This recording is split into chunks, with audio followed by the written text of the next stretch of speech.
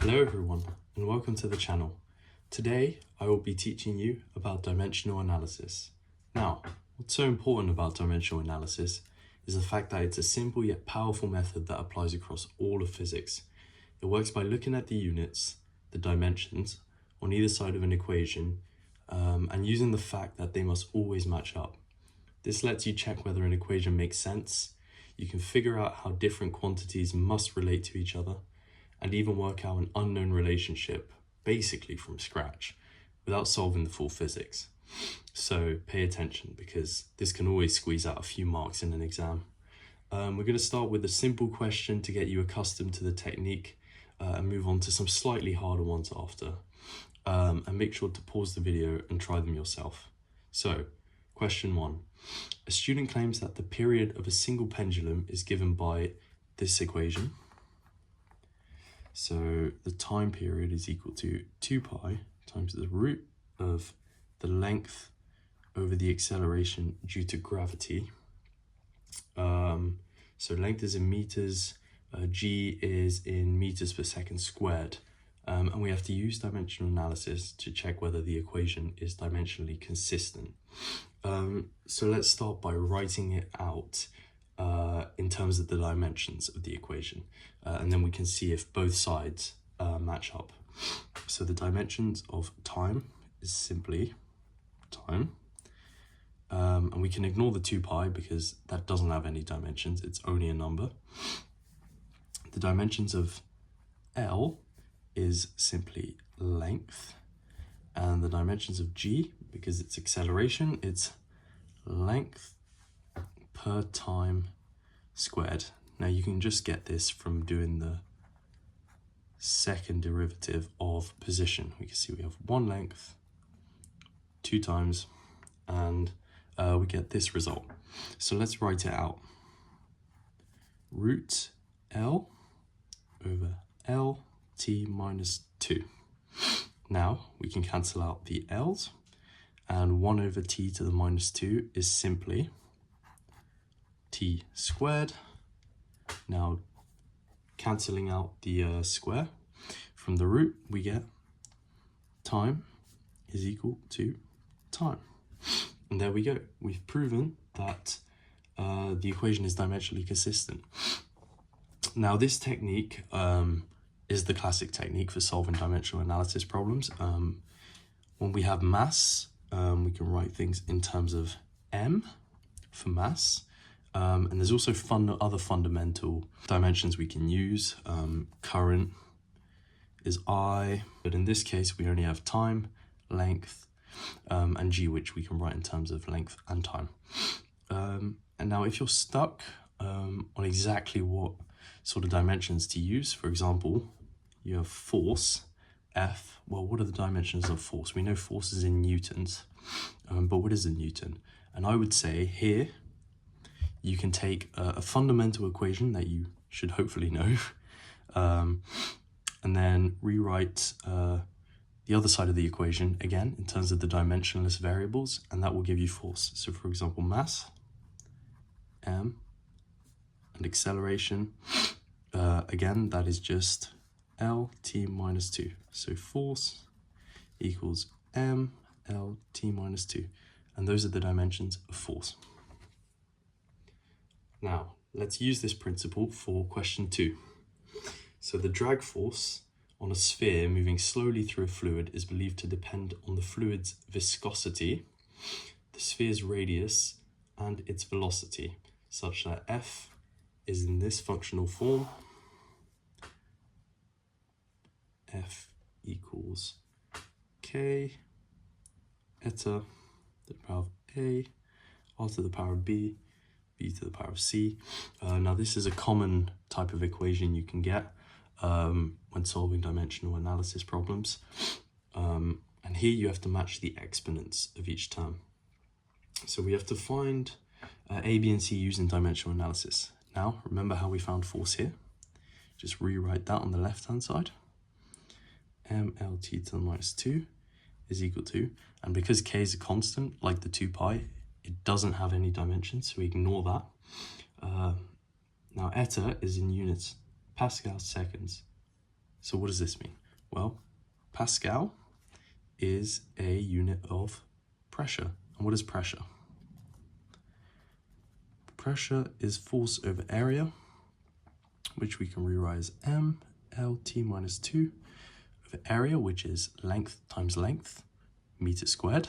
So L squared, cancel out the L's, and we also multiply by S.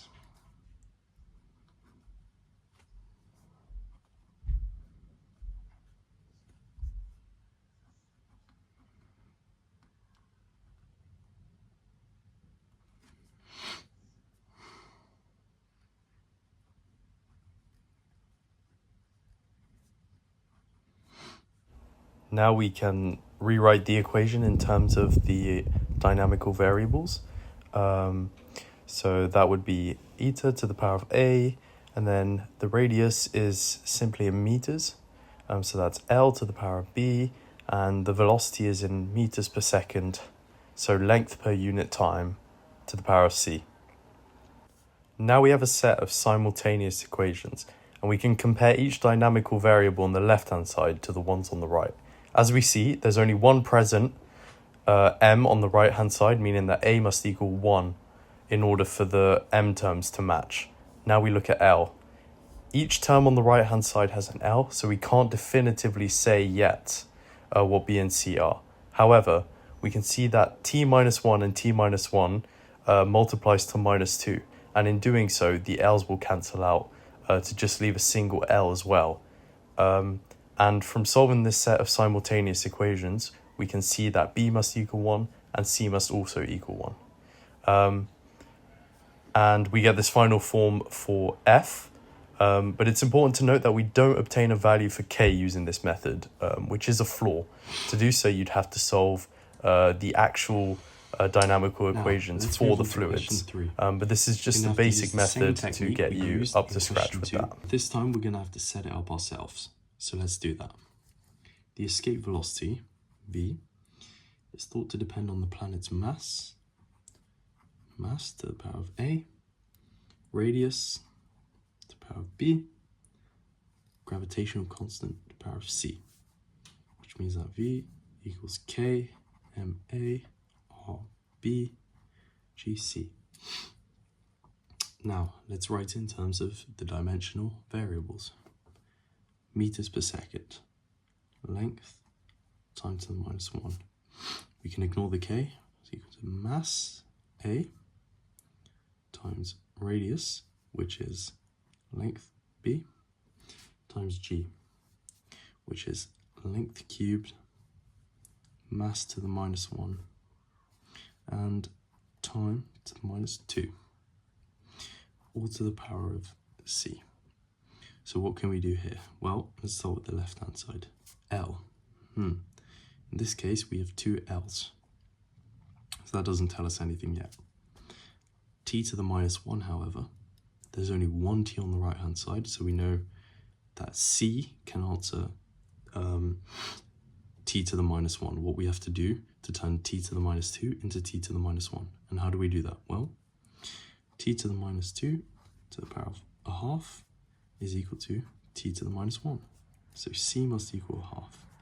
Now, if that's the case, we know what this m actually is.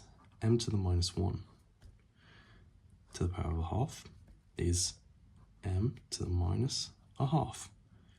And to cancel out the m's, we need to multiply by an m to the half. So a must also equal a half.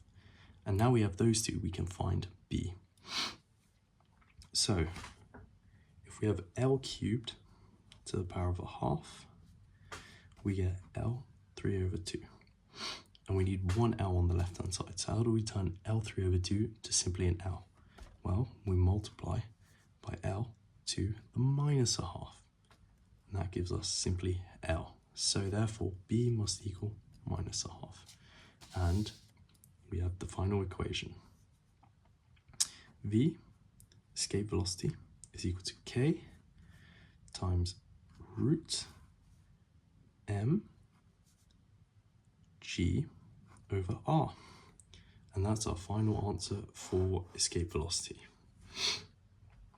Now, I just want to go over the general technique to remind everyone. So what you do is you write the unknown quantity as a product of the relevant variables, each raised to an unknown power. You express every variable in terms of its base dimensions, which are mass, length, and time typically. And then you match the exponents of each base dimension on both sides to get a system of simultaneous equations, and you can solve for the unknown powers. And what students tend to get wrong is that they forget to treat each base dimension as a separate equation to solve simultaneously.